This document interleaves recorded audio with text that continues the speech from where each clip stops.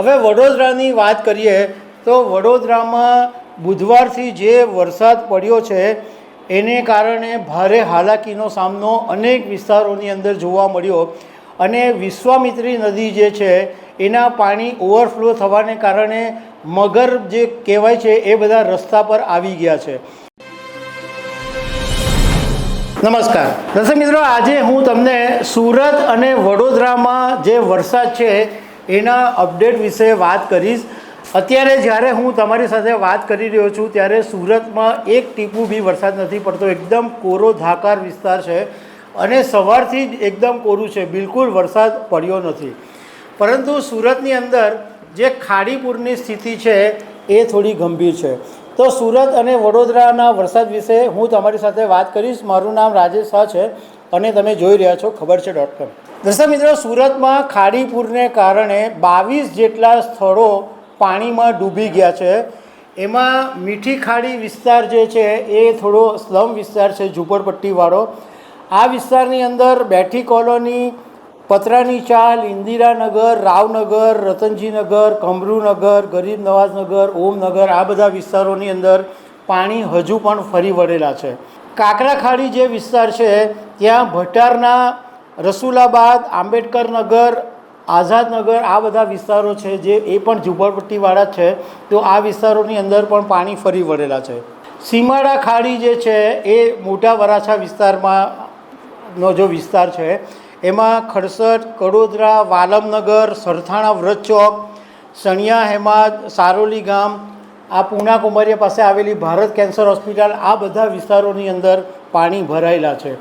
તો ભેદવાડ ખાડી છે ત્યાં સંજયનગર, મોરારજી વસાહત, કૃષ્ણનગર, નગરસેન, નાગસેન, આ બધા વિસ્તારોની અંદર પાણી ભરાયેલા છે અને અત્યાર સુધીમાં લગભગ 955 લોકોનું સ્થળાંતર કરવામાં આવ્યું છે અને લગભગ 18,000 જેટલા ફૂડ પેકેટનું વિસ્તરણ કરવામાં આવ્યું છે। હવે અત્યારે જે વરસાદ પડી રહ્યો છે એની પાછળના જે કારણો છે એમાં અરબી સમુદ્ર પાસે સક્રિય થયેલું અપર એર સાયક્લોનિક સર્ક્યુલેશન જે છે એ સૌરાષ્ટ્ર અને કચ્છ વિસ્તારની અંદર સ્થિર થઈ ગયું હતું, જેને કારણે ત્યાં પૂરની સ્થિતિ સર્જાઈ હતી।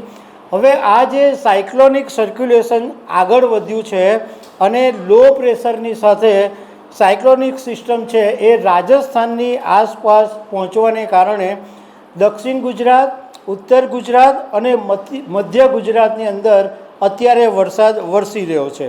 હાલમાં ગુજરાતની અંદર 3 સિસ્ટમ સક્રિય છે।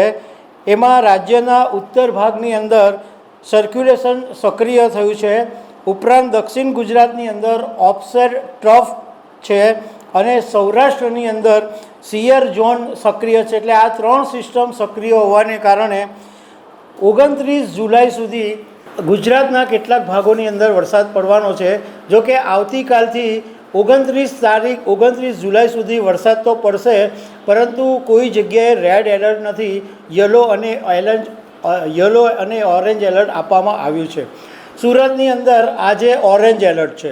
હવે વડોદરાની વાત કરીએ તો વડોદરામાં બુધવારથી જે વરસાદ પડ્યો છે એને કારણે ભારે હાલાકીનો સામનો અનેક વિસ્તારોની અંદર જોવા મળ્યો અને વિશ્વામિત્રી નદી જે છે એના પાણી ઓવરફ્લો થવાને કારણે મગર જે કહેવાય છે એ બધા રસ્તા પર આવી ગયા છે।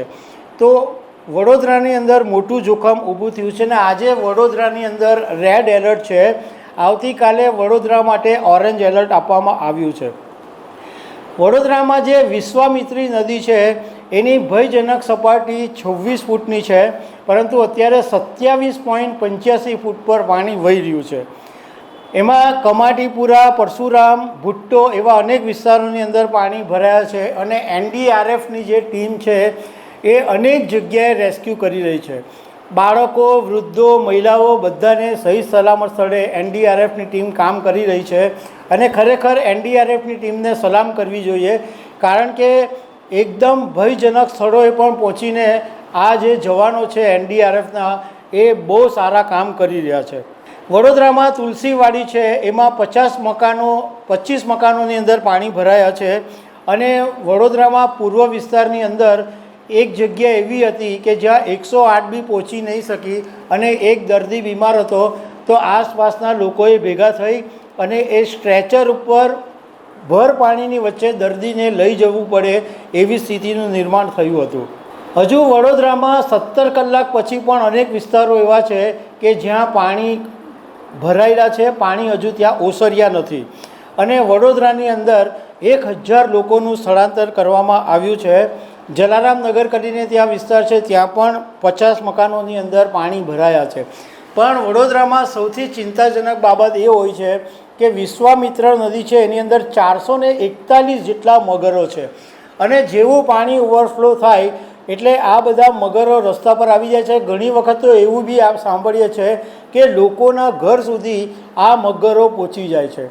તો દર્શક મિત્રો, આવી અનેક વાતો સાથે અમે તમને મળતા રહીશું. Thank you very much.